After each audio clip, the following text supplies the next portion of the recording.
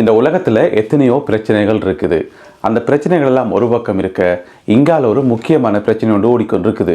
அது என்னென்று சொன்னால், பிரான்சினுடைய ஜனாதிபதி இமானுவேல் மேக்ரோன் இருக்கார் தானே, அவருடைய மனைவி பிரான்சினுடைய முதல் பெண்மணி பிரிஜித் மேக்ரோன் ஆனா பெண்ணா என்று சொல்லி இங்காலி பக்கம் ஒரு பிரச்சனை ஒன்று போய்கொண்டிருக்குது. அது என்ன பிரச்சனை என்பது சம்பந்தமாக விரிவாக விளக்கமாக இந்த காணொலியில் பார்க்கலாம். அது மட்டும் இல்லாமல் இந்த கிழமை முழுவதுமே பார்த்தீங்கன்னு சொன்னால், பிரான்ஸுக்கும் அமெரிக்காவுக்கும் இடையில ராஜதந்திர முரண்பாடுகள், முட்டுப்பாடுகள் என்று சொல்லி பிரான்சினுடைய ஜனாதிபதி இமானுவேல் மேக்ரோன் நடுவீதியில் தடுத்து நிறுத்தப்பட்ட என்று சொல்லி நிறைய சம்பவங்கள். எனவே எல்லா சுவாரஸ்யமான சம்பவங்களையும் தொகுத்து இந்த காணொலியில் பார்க்க போகின்றோம். தமிழடியான் வேர்ல்டு யூடியூப் சேனலுக்கு உங்கள் அனைவரையும் வருகவென அன்புடன் வரவேற்கின்றேன்.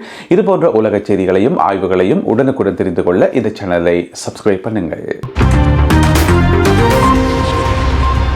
முதல்ல நேற்று உலகம் முழுவதும் மிகுந்த பரபரப்பை உருவாக்கின ஒரு சம்பவம் என்னென்று சொன்னால், பிரான்சினுடைய ஜனாதிபதி இமானுவேல் மேக்ரோன் அவர்கள் அமெரிக்காவினுடைய நியூயார்க் நகரத்தில் நியூயார்க் போலீசாரால் தடுத்து நிறுத்தப்பட்ட சம்பவம் நீங்கள் கேள்விப்பட்டிருப்பீங்கள்.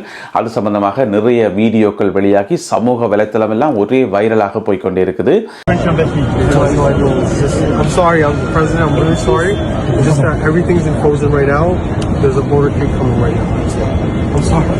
If you don't see it, let me cross. How are you? Guess what? I'm waiting in the street because everything is frozen for you. I'll be waiting for a while. Yo, look. Put yourself in the picture because President doesn't have so much time. Non, c'est bon, look at me, look at me. Voilà. Thank you. Take care. Thank you. என்ன நடந்திருக்குன்னு சொன்னால், உங்களுக்கு தெரியும், ஐக்கிய நாடுகள் சபையினுடைய பொதுச்சபை கூட்டம் இப்போ தொடர்ச்சியாக ஒவ்வொரு நாளும் நடைபெற்று கொண்டிருக்கிறது அமெரிக்காவினுடைய நியூயார்க் நகரத்தில். அந்த கூட்டத்தில் பிரான்சினுடைய ஜனாதிபதி இமானுவேல் மேக்ரோன் அவர்கள் கலந்து கொண்டு விட்டு தன்னுடைய பிரெஞ்சு எம்பசிக்கு, அதாவது பிரான்சினுடைய தூதரகத்துக்கு திரும்பி வந்து கொண்டிருக்கக்குள்ள நடுவில் நியூயார்க் போலீசாரால் மறிக்கப்பட்டார். ஏன் மறிக்கப்பட்டார் என்று சொன்னால், அப்போதான் பார்த்தீங்கன்னு சொன்னால் அந்த வழியால் அமெரிக்க ஜனாதிபதி டொனால்ட் ட்ரம்ப் அவர்களுடைய மோட்டார் வாகன பவனி வர இருந்தது. எனவே அதுக்காக நிறைய ரோட்டுகள் பிளாக் பண்ணப்பட்டிருந்தது. அப்போ மேக்ரோன் வந்த இடத்துல காரை மறைச்சி போலீஸ் உள்ளுக்கு எட்டி பார்த்தா உள்ளுக்கு இருக்கிறது பிரான்சினுடைய ஜனாதிபதி இமானுவேல் மேக்ரோன். ஒன்றுமே செய்ய முடியாது. சட்டம் அனைவருக்கும் சமம் என்ற அடிப்படையில் உடனடியாக அவர் தடுத்து நிறுத்தப்பட்டார். அப்போ வெளியால் இறங்கி வந்த இமானுவேல் மேக்ரோன் அவர்கள் அங்கிருந்த போலீஸ் உத்தியோகத்தர்கிட்ட விஷயம் என்னென்று கேட்கிறார். அப்போ போலீஸ் உத்தியோகத்தர் மன்னிச்சு கொள்ளுங்க ஜனாதிபதி அவர்கள் என்று சொல்லி போட்டு அந்த விஷயத்தை விளங்கப்படுத்துகிறார். இப்படித்தான் என்று சொல்லி இந்த கொன்வே வர இருந்தபடியால் நாங்கள் ரோட்டை பிளாக் பண்ணிக்கிறோம் என்று சொன்னோன்னே, அப்போ மேக்ரோன் அதை ஈஸியாக எடுத்துக்கொண்டு சிரிச்சு கொண்டு, சரி பாருங்க, அப்படி ஏதாவது வெறையில்னு சொன்னால் இன்னொரு அப்போ விடுங்க, ரோட்டை கிராஸ் பண்ண விடுங்கன்னு சொல்லி கேட்டார். நான் உங்களோட நெகோசியேட் பண்ணுறேன்னு சொல்லி சிரிச்சு கொண்டு சொன்னார் வேணுமெண்டு. அது உண்மையில் மேக்ரோனுக்கு அதை கடந்து போகணுன்ற அந்த விருப்பம் இல்லை, சும்மா அப்போ போலீஸ்காரோட ஜோக் பண்ணவர். அதுக்கு பிறகு பார்த்தீங்கன்னு சொன்னால், டொனால்ட் ட்ரம்ப் அவர்களுக்கு ஃபோன் பண்ணி விஷயம் தெரியுமா, நடந்தது என்ன தெரியுமா, நான் இந்த மாதிரி நடு ரோட்டில் நிற்கிறேன், இங்கே எல்லாமே ஃப்ரோசன் ஆயிட்டுது என்று சொல்லி சிரிச்சு கொண்டு சொன்னவர். அதுக்கு பிறகு பார்த்தீங்கன்னு சொன்னால் கிட்டத்தட்ட 30 நிமிஷங்கள் நடந்து போய்த்தான் அமெரிக்காவினுடைய நியூயார்க் நகர தெருக்களில் நடந்து போய்த்தான் பிரெஞ்சு எம்பசிக்கு போய் சேர்ந்தார் பிரெஞ்சு ஜனாதிபதி இமானுவேல் மேக்ரோன் அவர்கள். அப்போ இது சம்பந்தமாக நிறைய விதமான கருத்துக்கள் சொல்லப்படுது. இந்த மாதிரி இப்போ அமெரிக்காவுக்கும் பிரான்ஸுக்கும் இடையில் சின்ன சின்ன முட்டுப்பாடுகள் இருக்குது தானே. ஏன்னு சொன்னால், இந்த பலஸ்தீனத்தை அங்கீகரித்ததில் அமெரிக்கா அங்கீகரிக்க மாட்டேன் என்று சொல்லி கொண்டிருக்குது, பிரான்ஸ் அங்கீகரிக்குது. எனவே அந்த ஒரு டென்ஷன் காரணமாக இது வேணுமென்றே செய்யப்பட்டதா, மேக்ரோனுக்கு ஒரு நெருக்கடி கொடுக்கறதுக்காக செய்யப்பட்டதா என்று சொல்லியெல்லாம் பல்வேறு விதமான ஊகங்களும் கருத்துக்களும் சொல்லப்படுது. ஆனால் இது பார்த்தா அப்படி தெரியல. இது முழுக்க இயல்பாக நடந்த ஒரு விஷயம்தான். ரோட்ல பாதுகாப்புக்கு நிற்கிற போலீஸ்காரருக்கு தெரியாதானே அந்த காருக்குள்ள யார் இருக்கிறன்னு சொல்லி, யார் வந்தாலும் விட வேண்டாம் என்று சொல்லி அவருக்கு ஆர்டர் வந்திருக்கும். அதனால அவர் மறைச்சிருப்பார். எனவே இது 100% இயல்பாக நடந்த ஒரு விஷயம்தான். இதில் பின்னணியில் அரசியலோ அல்ல நெருக்குவாரங்களோ அப்படி எதுவுமே இருக்கிற மாதிரி தெரியல. அப்போ இமானுவேல் மேக்ரோன் எதுக்கு டொனால்ட் ட்ரம்ப் அவர்களுக்கு ஃபோன் பண்ணி கேட்டவர், ஹெல்ப் கேட்டவர் ஆண்டு கேட்டால் அந்த நோக்கத்தில் ஃபோன் பண்ண மாதிரியும் தெரியல. சும்மா ஒரு ஃபன்னாக இங்கே பாருங்க நான் நடு ரோட்டில் நிற்கிறேன்னு சொல்கிறதுக்காக ஃபோன் பண்ணிப்பார், சும்மா ஃப்ரெண்டாக ஃபோன் பண்ணி சொல்கிறது தானே. இப்போ என்ன பிரச்சனைன்னு சொன்னால், அப்போ இன்னும் ஒரு கேள்வி ஒன்று வருது, ஏன் டொனால்ட் ட்ரம்ப் அவர்கள் மேக்ரோன் அவர்கள் போகிறதுக்கான அனுமதியை கொடுக்கல, அவர் ஆர்டர் போட்டால் ரோட்டை கிளியர் பண்ணலாம் தானே, அவர் போகிறதுக்கு அனுமதிச்சிருக்கலாம் தானே என்று சொல்லியெல்லாம் பல்வேறு விதமான கேள்விகள் கேட்கப்படுது. ஆனால் அதுவும் சாத்தியமில்லை. ஏன் சொல்லுங்க பாப்போம். இப்போ டொனால்ட் ட்ரம்ப் அவர்கள் ரோட்டால் போய்க்குள்ள அவருக்கு நிறைய பாதுகாப்பு ஏற்பாடுகள் இருக்குன்னு தானே, அதோட ரோட்டுகள் தான் பிளாக் பண்ணப்படும். அது அவர் எடுக்கிற முடிவில்லை, அதுக்கண்டு தனி டீம் இருக்கும், அவர்கள்லாம் எடுக்கிறது முடிவு. எந்த ரோட்டால் போகிறது, எத்தனை மணிக்கு கிராஸ் பண்ணணும், என்ன வேகத்தில் போகணும், எப்படி எப்படி என்று சொல்லி அந்த சகல முடிவுகளையும் எடுக்கிறது அந்த டீம் தானே ஒழிய டொனால்ட் ட்ரம்ப் அவர்கள் இல்லை. அப்போ டொனால்ட் ட்ரம்ப் அவர்களுக்காக கிட்டத்தட்ட 2-3 மணித்தியாரத்துக்கு முதலே அந்த ரோட்டெல்லாம் கிளியர் பண்ணி வச்சிருப்பினோம். அப்படி இருக்கும்போது திடீரென்று டொனால்ட் ட்ரம்ப் அவர்கள் ஆர்டர் போட முடியாது, இல்லை க்ளோஸ் பண்ணிக்கிற ரோட்டை ஓப்பன் பண்ணி மேக்ரோன் அதுக்குள்ள விடுங்கன்னு சொல்லி எல்லாம் சொல்ல முடியாது. அப்படியே ஒட்டுமொத்த பாதுகாப்பு ஏற்பாடு, பயண ஏற்பாடுகள் எல்லாமே குழம்பிடும். அதனால் டொனால்ட் ட்ரம்பாலையும் எதுவுமே செய்ய முடியாது. எனவே 2 நாட்டு ஜனாதிபதிமாரும் அது ஒரு ஜோக்காக எடுத்துட்டு சீரியஸாக எடுக்காமல் விட்டுட்டார்கள். அதுக்கு பிறகு மேக்ரோன் ரோட்டால் நடந்து போய்கொண்டிருக்கேக்குள்ள ட்ரம்போட ஃபோனில் காய்ச்சி கொண்டு தான் போய்கொண்டு இருந்தவர்.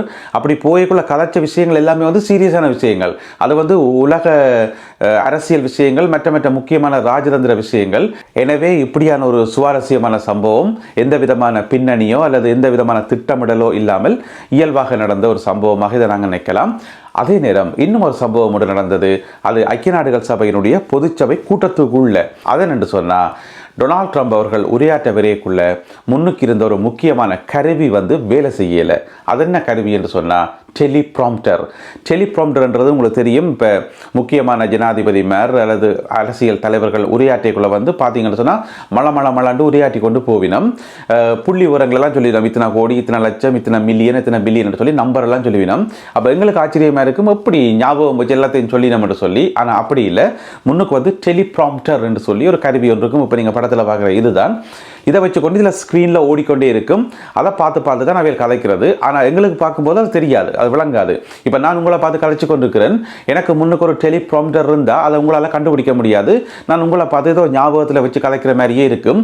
இதே மாதிரி தான் ஜனாதிபதிமார், பிரதமர்மார், முக்கிய அரசியல் தலைவர்கள் என்று சொல்லி அந்த முக்கியமான உரைகள் ஆற்றாக்கள் எல்லாருமே இந்த டெலிப்ராம்ப்டர் யூஸ் பண்ணுறது. அப்போ டொனால்ட் ட்ரம்ப் அவர்கள் உரையாற்ற வரைக்குள்ள முன்னுக்கு இருந்த டெலிப்ராம்ப்டர் வேலை செய்யலை. வேலை செய்யாட்டி அவரால் எப்படி உரையாற்ற முடியும்?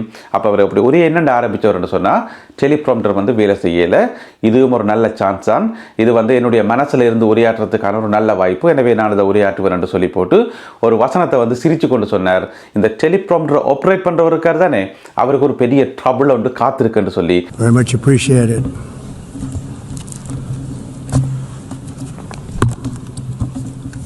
And I don't mind making this speech without a teleprompter, because the teleprompter is not working. I feel very happy to be up here with you nevertheless, and that way you speak more from the heart. I can only say that whoever's operating this teleprompter is in big trouble.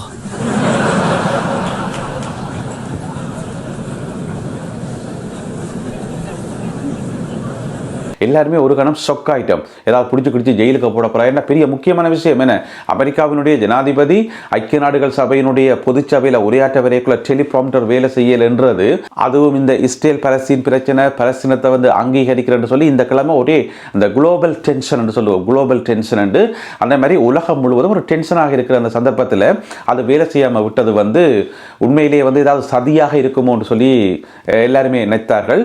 ஆனால் Donald Trump அவர்கள் அதை சமாளித்து கொண்டு உரையாற்ற ஆரம்பித்தவர். பிறகு அவர் பேசிக்கொண்டிருக்கக்குள்ளே திடீரென்று அது வேலை செய்ய ஆரம்பிச்சிட்டது.